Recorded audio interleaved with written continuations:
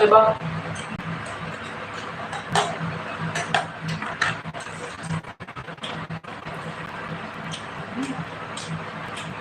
ทางเลือก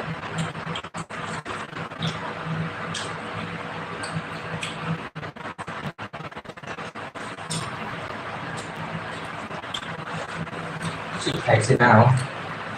มาอะไรก่อน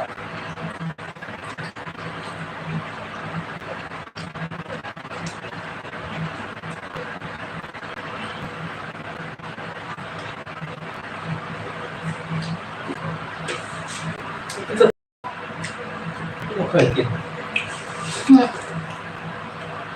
นี่ไม่เป็นเด็กมันแสบกว่าโมกุโมเคยเราเคยอะไรอย่างเงี้ย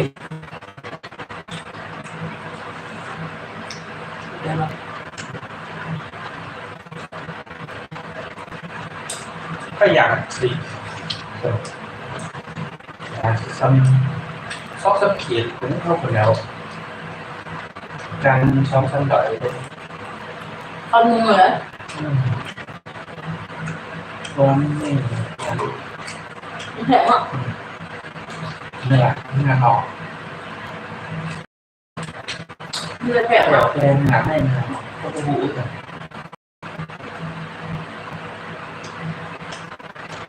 อันนี้เกี่ยวกับราคาคุณค่าอะไรเนี่ยแหละค่าของมันแหละคนเขาว่างนะ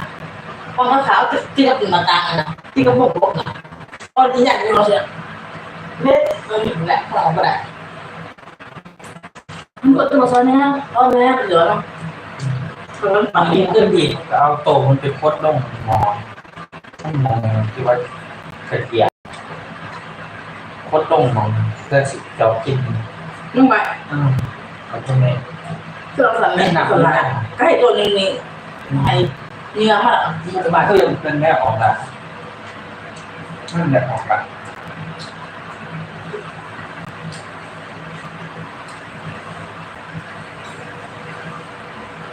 ทำหมูสาวแบบ